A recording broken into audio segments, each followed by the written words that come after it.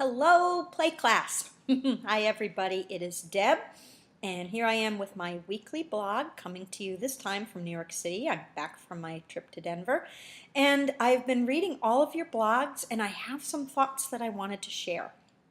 One is something that one of you stated that understanding that what you're doing is not play therapy per se, and I thought, boy, did Kate and I even talk about that with you folks? And so I just wanted to give my quick definition of how what you're learning is different from play therapy. Play therapy, done by trained play therapists, are the play therapists themselves are people who either have PhDs, PsyDs, or clinical social worker degrees and licensure. So people go through a whole kind of different training than those of you who are teachers go through. And they often go on to do institute training after their initial degree, where they're concentrating in play therapy with kids. And the how this different how this differs from what you folks are doing, because you are reading a play therapy text and doing techniques, is both your training and background, as well as the fact that you are studying a way to be with children in a variety of settings. Play therapy takes place in a prescribed session, usually once a week, either short-term or long-term, with kids one-on-one in a playroom with an adult. Very different than some of the constraints of being in a classroom where you have roles and responsibilities as a teacher. And obviously very different too than from being a parent and playing with your kid. But the truth is that the child-centered techniques are things that are applicable across the board. And one of you also commented it's certainly applicable to conversations with adults too, because it is about entering without an agenda, not asking the person you are with for anything, and witnessing and validating them and following their lead. So that's my little blurb on the difference between play techniques, which you can apply, and being a play therapist.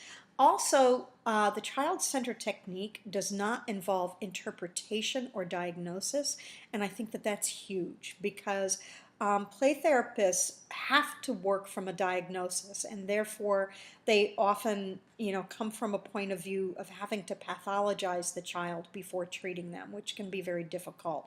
I'm not saying that is always the case and that all play therapists are like that, but it really is a very different stance to come from than being a teacher or a parent. Um, Another thing that I noticed, I think it was Erin talked about what it's like to try this out on kids that you already have a relationship with and who are used to being spoken to in your natural way. And certainly those of you who are parents who are also experimenting with tracking with your kids experience this as well. I think in these instances, you can either start out by explaining to kids or wait until they show kind of a what's going on reaction, and you can be very transparent and say, I'm talking to you in a different way than I usually do. I'm trying something different. And it usually puts them at ease pretty quickly, and it's okay to track or empathize with the kind of surprise they are feeling at you speaking to them in this manner. And I don't know. I'm thinking, oh, there was one other thing. I'm looking at my notes. Somebody talked about what this might mean to be trying these tracking techniques with a child with autism and commented on seeing a see it tracking in work with kids with autism. And I want us to be careful here because this is not an approach that is prescribed to all kids or that works with all kids.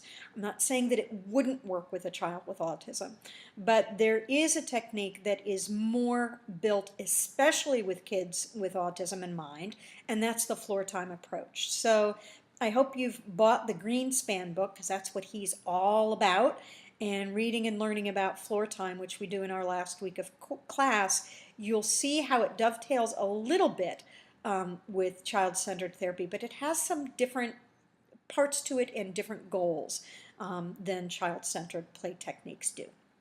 So I hope I'm being clear. I want to commend all of you for experimenting with the tracking, whether it was with adults, relatives, friends, or children in your care as a teacher or a social worker.